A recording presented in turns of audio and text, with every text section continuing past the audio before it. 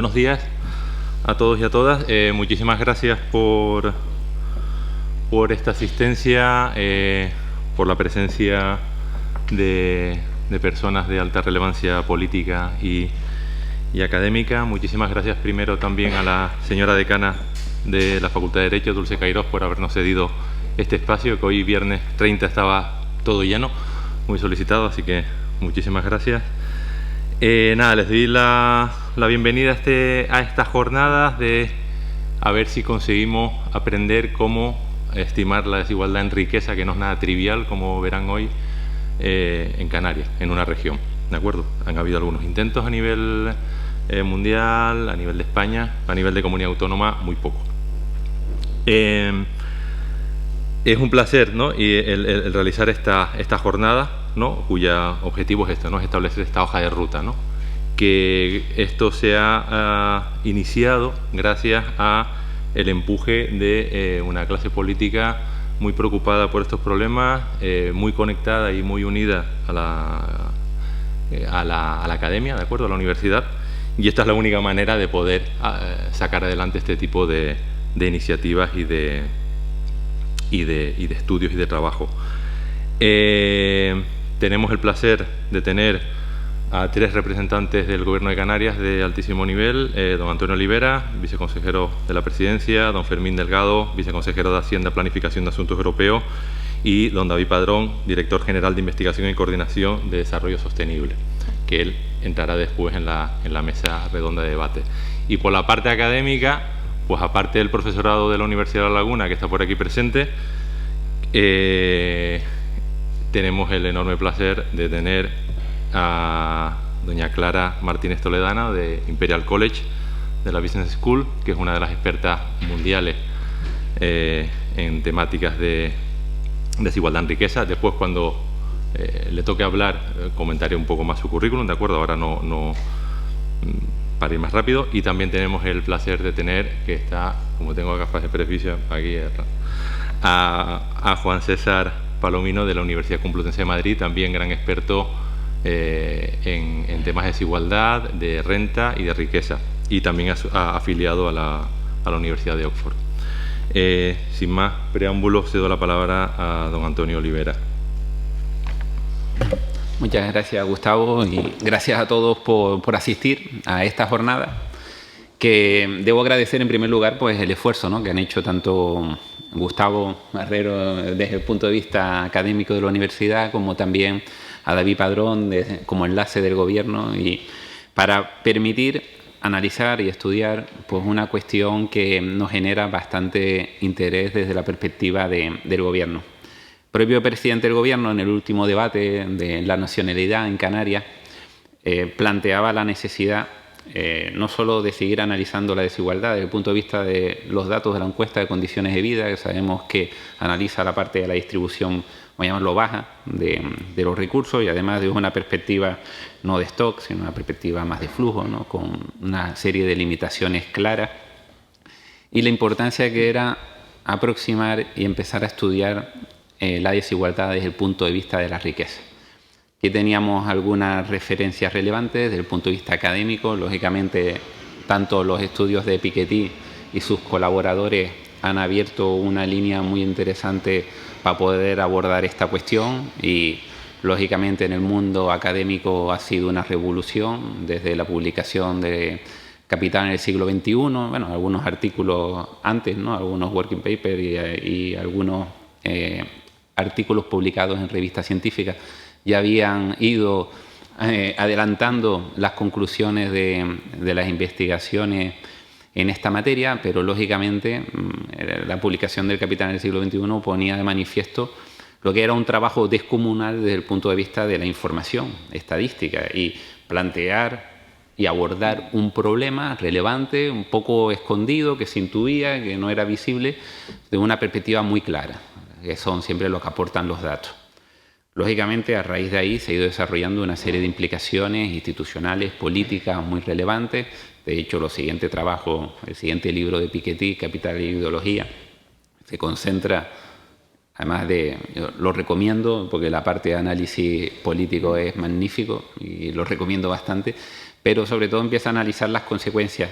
Pero lo más importante es que puede hacer ese análisis porque parte de información, de datos. Yo creo que entre el planteamiento que hacía del presidente y el compromiso claro del Gobierno de Canarias para abordar la cuestión, la primera necesidad siempre es contar con la información necesaria para conocer cómo está la situación. Sabemos que hay estudios en algunos países, todos especialmente países avanzados, pero también algunos en desarrollo. Hay poco, o a mí no me consta, no sé, es posible que haya algo, ¿no?, de análisis ya más regional, más comunidades autónomas o regiones en diferentes territorios. Digamos, la ausencia de información, al menos de mi punto humilde de conocimiento, ya no puedo seguir las cosas académicas ya como me gustaría, al menos no he identificado nada que ayude un poco a percibir, ¿no? Pero por eso consideramos que un proyecto pionero que aborde esta cuestión desde la perspectiva de Canarias creo que es muy interesante. En especial en una época en la que este debate empieza a tener presencia, ¿no? Lo hemos visto recientemente con las medidas fiscales que se plantean, el impuesto al patrimonio, este nuevo impuesto a la riqueza que se ha planteado ayer por parte del Gobierno de España. Es una cuestión que no deja de estar presente. La desigualdad acumulada, los problemas que se van derivando sociales, políticos, institucionales derivados de esa desigualdad, son problemas de primera magnitud ahora mismo, casi más, diría yo, que problemas macroeconómicos. Y mira que problemas macroeconómicos también tenemos desafíos, pero lo conocemos mucho más que estos problemas derivados, ¿no?, que son más complejos. Por lo tanto, creo que es un momento singular, especialmente relevante, para poder abordar esta cuestión, ¿no?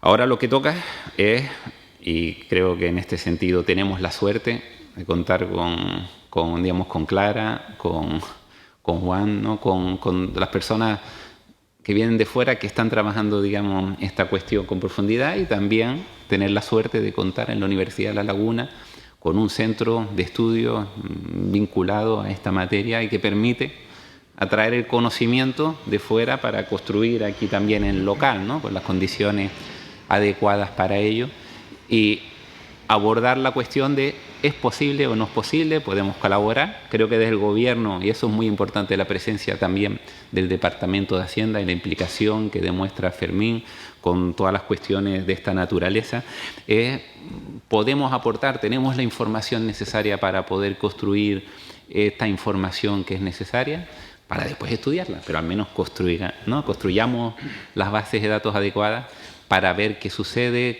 qué está evolucionando, y después ya que los investigadores puedan analizar por qué son estas dinámicas, ¿no?, que se están produciendo. Creo que es una cuestión fundamental.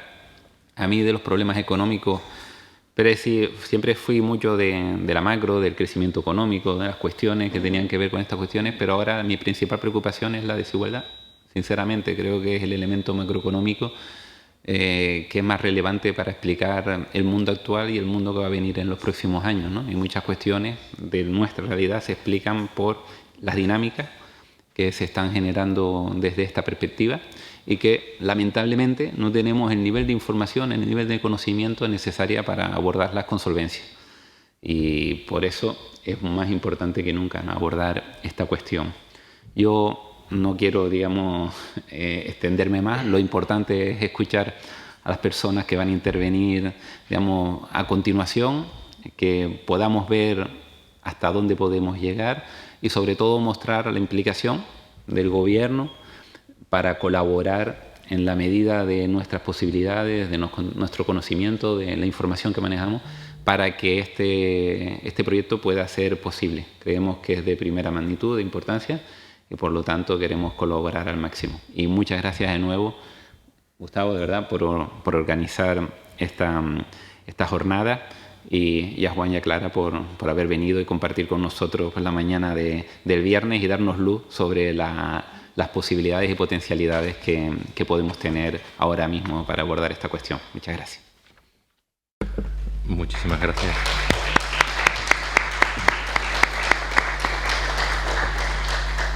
Muchísimas gracias, Antonio. Paso la palabra a don Fermín Delgado. Sí, buenos días a todas y a todos. Primero que nada, agradecer a a Gustavo Marrero y a David Padrón la organización de estas jornadas sobre la desigualdad de la riqueza, también a la Facultad de Derecho por dejarnos estas instalaciones, instalaciones o edificios donde yo trabajé muchos años, cuando esto era Económicas y Derecho, y mi primer trabajo aquí fue de ordenanza de la facultad, ¿no? Hace en los mediados de los 80, ¿no?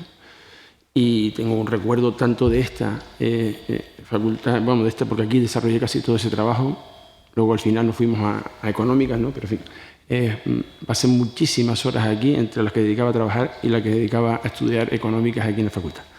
Yendo un poco y bueno, conservo aquí, veo un montón de compañeros que ahora son profesores, compañeros y compañeras que, en fin, de esa época, más o menos por la edad, ¿no?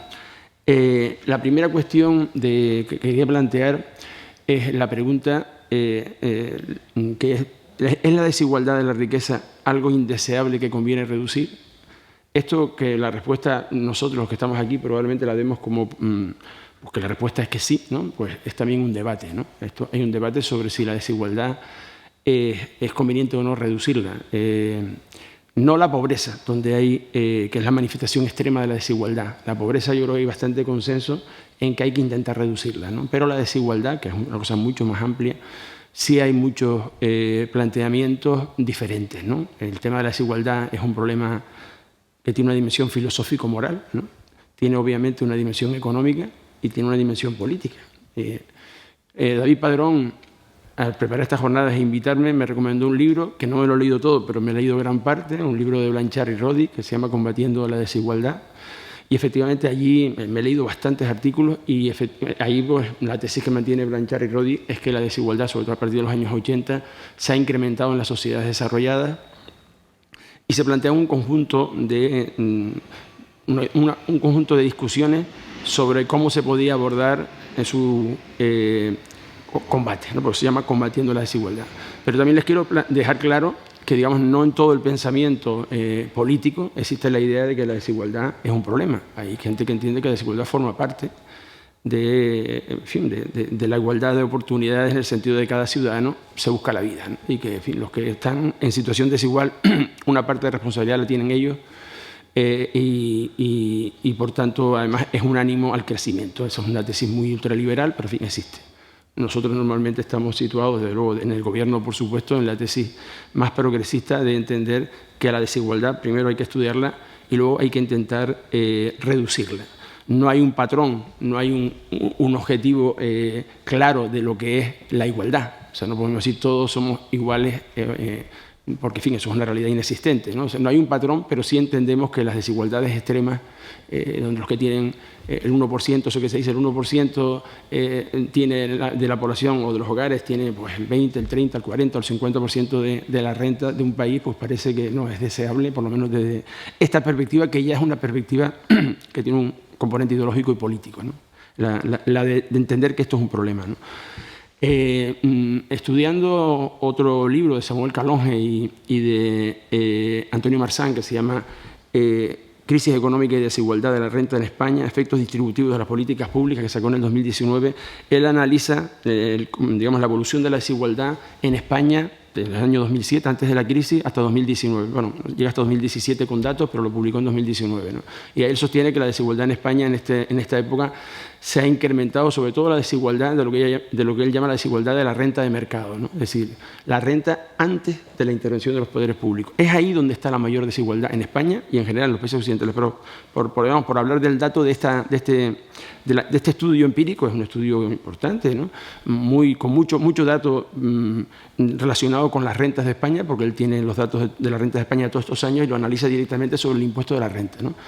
Y entonces lo que él plantea es que, digamos, esa desigualdad se atenúa mucho y se atenuó mucho durante la crisis gracias a las políticas redistributivas que pone en marcha y que puso en marcha el Estado del Bienestar, aún con las deficiencias que tuvo esta salida de la crisis del año 2008.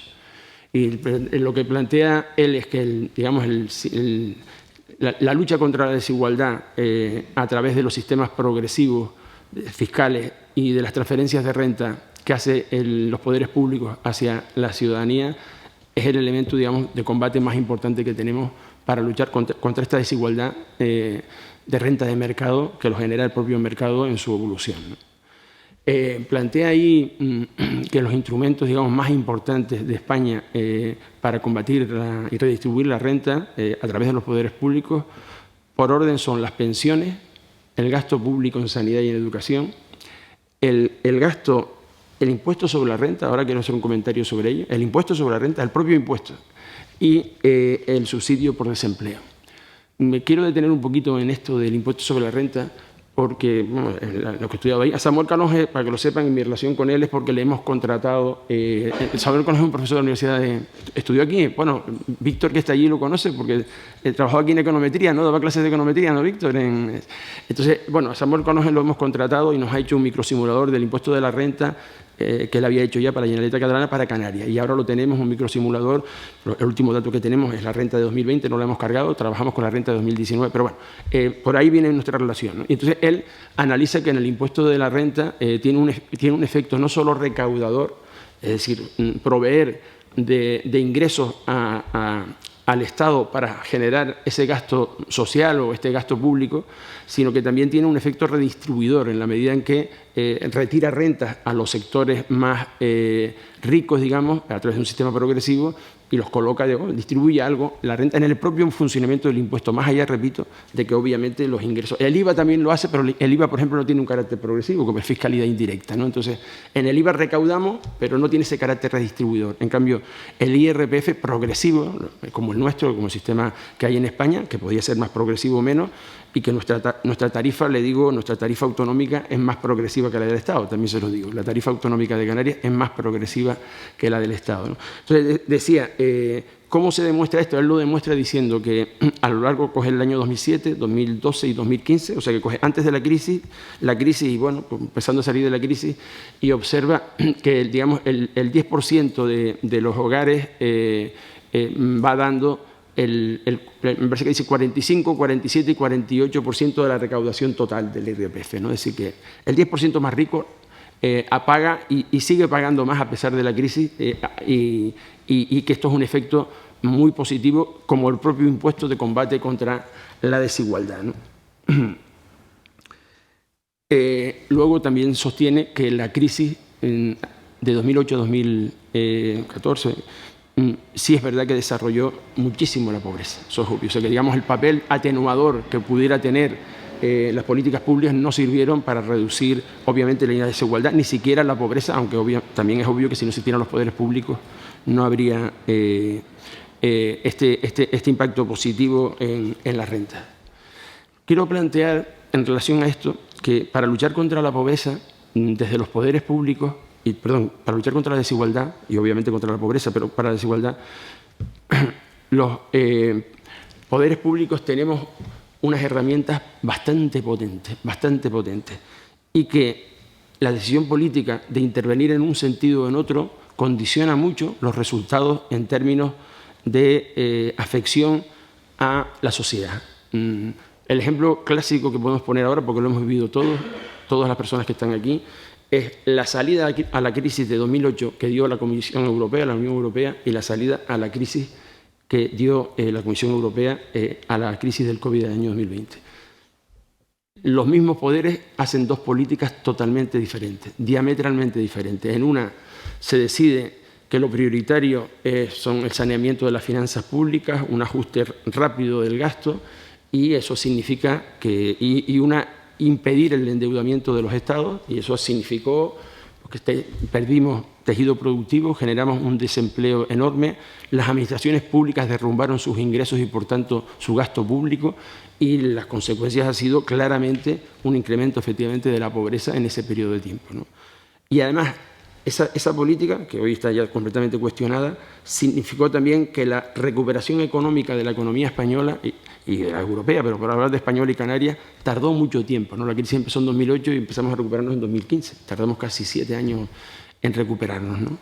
La diferencia con la crisis del COVID es que aquí los poderes públicos de la Unión Europea y de los Estados se emplearon a fondo para evitar justamente los efectos más negativos de la crisis. Es verdad que eso significa un endeudamiento enorme del Estado, pero se aplicaron los créditos ICO, los ERTE, las ayudas a las empresas para enjugar sus pérdidas, por supuesto, ayudas sociales enormes. En fin, las comunidades autónomas tuvieron más dinero. En fin, algunos dirigentes empresariales decían que el Estado tenía dinero y la sociedad no la tenía, ¿no? Pero es que el Estado, los poderes públicos estaban ayudando a la sociedad, justamente a esos empresarios que a veces se quejan, ¿no?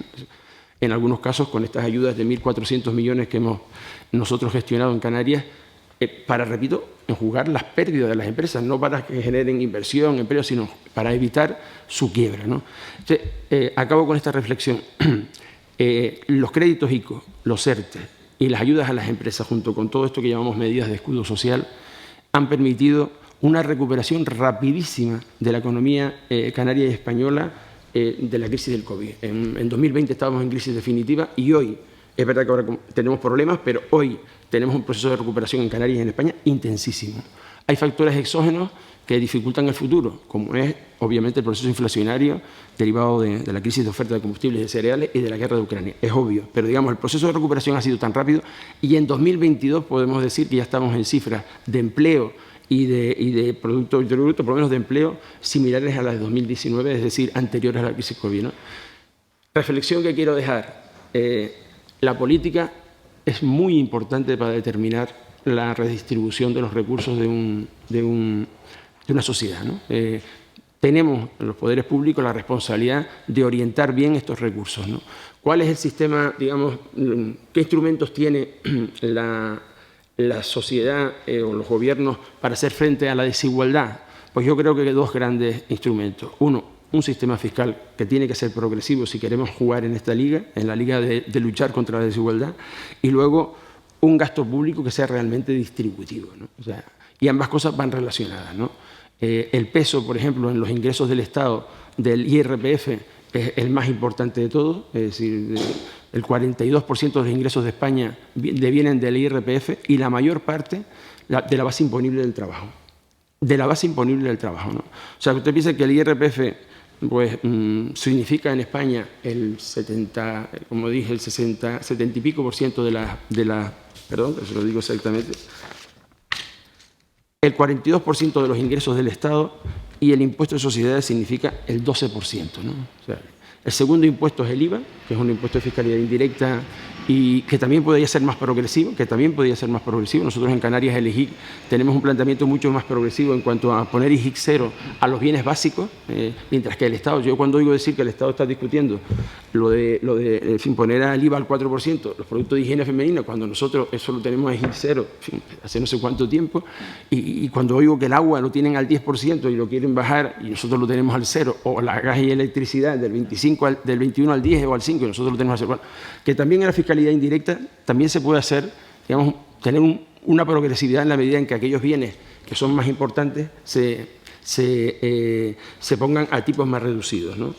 El sistema fiscal tiene que tener tres características, que es la suficiencia, la generalidad, tiene que pagar todo el mundo y sobre todo la progresividad. Como dice el artículo 31, tienen que pagar más los contribuyentes que más esfuerzo, capacidad tienen. Y luego la transferencia de rentas, que en el caso, para que se sitúen y voy acabando, las transferencias de rentas que hace, por ejemplo, la comunidad autónoma, pues el gasto en sanidad es el 40% del gasto de la comunidad autónoma, el 25% es en educación, el 7% en políticas sociales. Está claro que va dirigido fundamentalmente a atender estos servicios fundamentales. Y también les digo que la hoja de resultados que vamos a presentar cuando acabe la legislatura, en el cuarto año, notarán cualquier estudio empírico que haga cómo cogimos estos servicios, que no los cogiéramos mal, los cogimos como los cogimos, pero digo que se nota el incremento en estos servicios, que siempre el incremento del gasto ha sido mayor que la media del incremento del presupuesto, ¿no? O sea, que es una apuesta progresiva por ahí, ¿no? Y acabo con lo siguiente, ¿no? Es decir, la pregunta cuando me dijo David, oye, ¿por qué queremos estimar la desigualdad de la riqueza en Canarias? Y acabo, ¿no? Y me lo quedé pensando, digo, ¿para qué queremos estimarlo? Entonces, bueno, primero, obviamente, porque como responsables políticos, responsables públicos, tenemos que conocer la sociedad canaria sobre la que actuamos. Es obvio que el conocimiento es importante para definir las políticas más acertadas, pero segundo, y permítame una licencia, parafraseando a Carlos Marx, que debe ser un hereje en la facultad, ¿no? En su tesis sobre Feuerbach, que en fin, no sé si la recuerdan, pero básicamente lo que dice es, decía él, los filósofos se han dedicado a interpretar el mundo, lo que hace falta es transformarlo, ¿no? Bueno, sería, nosotros necesitamos el conocimiento para, desde la acción política, transformar la realidad en el sentido de combatir la pobreza y la desigualdad, ¿no? Es lo que quería comentar.